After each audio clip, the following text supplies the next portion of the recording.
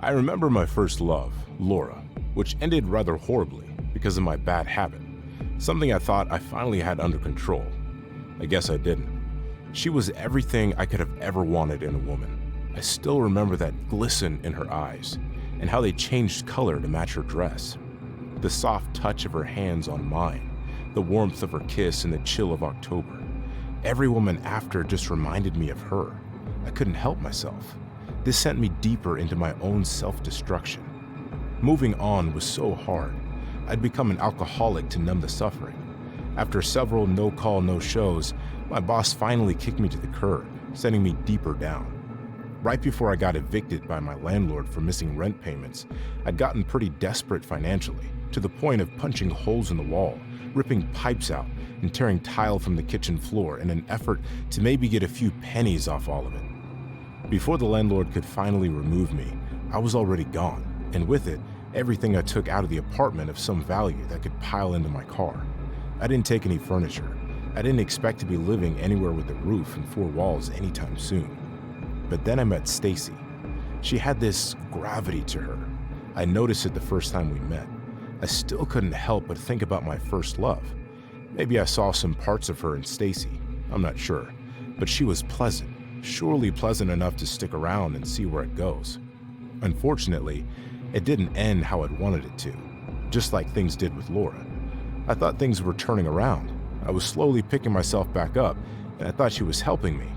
I picked the bottle up pretty heavily soon after. I guess old habits die hard. I felt maybe the alcohol was partially responsible for my downward spiral. It made it easier to indulge in these horrible things, but it also made me feel this rage that I couldn't quite shake off. My sleep began to get worse, to the point where I was waking up with a puddle of sweat soaking into the sheets, these thoughts boiling in my blood like possession. I thought of seeing a doctor, but they wouldn't understand. And I know how doctors are. They bear no sympathy for people like me. Sometimes I'd wonder, had I stopped making excuses, could I have gotten the help I needed? Could I have stopped all the pain and suffering? Still unable to cope with the hate and regret for my previous lost loves and my bad habit, I was living in my car, pandering here and there for money that could get me some drinks at a local strip of bars. The women there were usually pretty stuck up. I tried to make conversation, getting hit with the old, I have a boyfriend or not interested frequently. It twisted my insides up. I began to indulge in my vice more frequently. It was growing on me, this insatiable hunger. I became passionate, more destructive. There was something about the women I'd met at the bars that made things a lot easier. It could be the fact of me being more drunk than I'd ever been, easier to deal with them, easier to move on, separate myself from the morality of it all, or the fact they were so arrogant and conceited. Also the fact it was dark. People notice things less at night, like your face, the color of your clothes, or that you'd been following them from bar to bar. I loved watching them. Sometimes I wondered if they felt my eyes, like some sixth sense, or when you're alone in your room and can feel like you're being watched. Maybe they could. All I can say is I was sick and starving, like a hungry wolf in a full moon. It started to become difficult to feed the longer I let it run its course. I went to great lengths to soften the need, prolong the next spike, I guess you could say. I picked up traveling, going to places I'd only seen in the movies, from Hollywood to the Keys. Getting the gas money was the easy part. You'd be surprised how many people are naive enough to just throw you a couple of bucks. Just hold up a sign and the money will come. I'm not proud of it, but it wasn't the worst thing I'd ever done. I'm sure you understand by now. I'd pushed my urges deep down for a while, but soon picked it right back up after a few drinks. I thought traveling might help, and it did, but only in the short run. It ended up making things a lot easier. I ended up setting up camp in the woods to keep me far away from the sins of man, or anything that may try to entice me further into my bad habit. I remember the day I finally stopped feeding this nightmare of mine. She was going for a run pretty early in the morning, on a bike trail I'd been camping out at for a little while. I'd been watching her for a while, maybe a few weeks. I don't have a calendar or a watch to know. I just knew the sun had come and gone plenty of times since the first time I'd watched her on one of her runs. She came around 2 to 3 times a week at roughly the same time, I presumed. Every feature of her reminded me of Laura. from the tone of her skin to the way her hair ruffled at the ends. That's how it always started. I perfected my technique. Like instinct, I grabbed her by the throat and slammed her to the ground.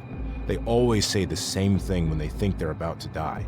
But as her face started to turn several shades of blue and purple, I gave it up, letting her go, along with Laura in this horrible habit that afflicted me all these years. I'd imagine she must have been absolutely terrified, adrenaline pumping as she ran for her life, hands shaking, voice trembling as she made that 911 call. Before the cops could find me out in those woods, I was already walking into the police station. A changed man, I said, confessing not only to my assault on the girl in the woods, but on 17 other women I'd stalked, attacked, or murdered over the span of the last 5 years. And Lord, was I changed. I've been in prison for about 10 years now. The priest here, Father Kennedy, says my sins have been forgiven. The Lord is deep with forgiveness, he tells me, deeper than human imagination could ever try to comprehend. I've spent a lot of time with Father Kennedy these last few days, preparing for God, and closing these painful memories for good. Not too far from this writing, I will finally be at peace on behalf of the great state of Texas by lethal injection.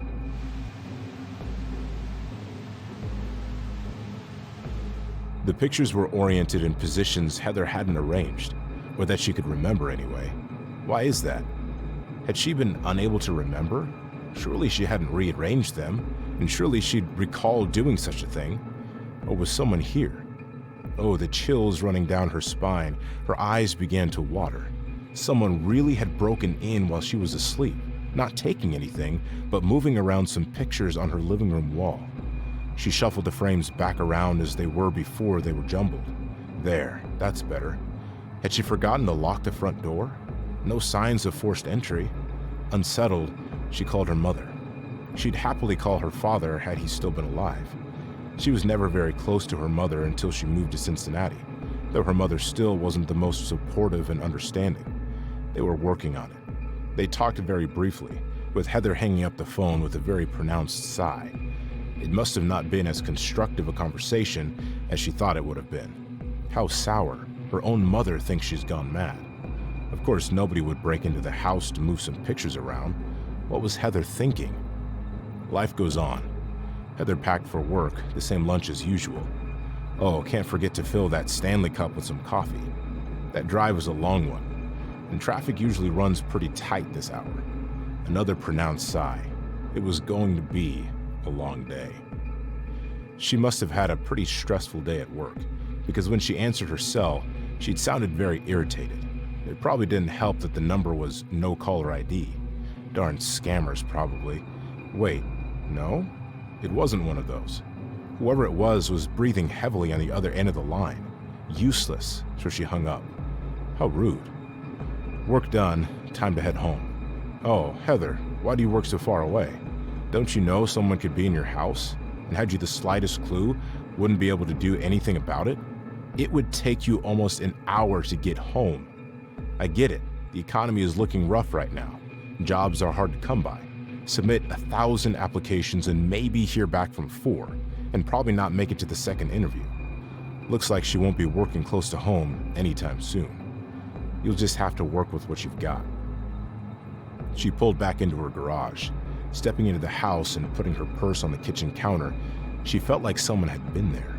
Oh yes, someone had been. Just look at the chairs. They were stacked up on each other like one of those house of cards, just waiting for the slightest settling of the house, tumbling over and breaking all over the kitchen floor. What a mess that would be. And her china. Who dared to touch her precious china? They were stacked up too, but none of her entire set was missing. Thank God. Better call Mother again. She'd surely believe Heather this time. Wrong. Just like before. Deny, deny, deny. Get a grip, Heather. Be reasonable.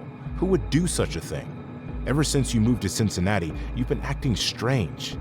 She hung up with another very pronounced sigh, this time adding a slight tear of the eye and a good wipe with the forearm. Heather surely won't call her again. Not anytime soon. Poor Heather. Don't you know it's going to be all right? She'd made dinner and prepped for work the next day. Just some emails here and there while she ate. She really should get a raise. and not one of those yearly adjusted for inflation kind of raises. She was already working off the clock by checking emails. At least give her some overtime, for God's sake. She noticed an email from an unusual sender. It was 100% out of the organization. Phishing scam? There was a video attached, along with a preview. Hey, can't get hacked if I don't click it. She hovered over it to preview the video. What she saw made her nauseated and physically weak.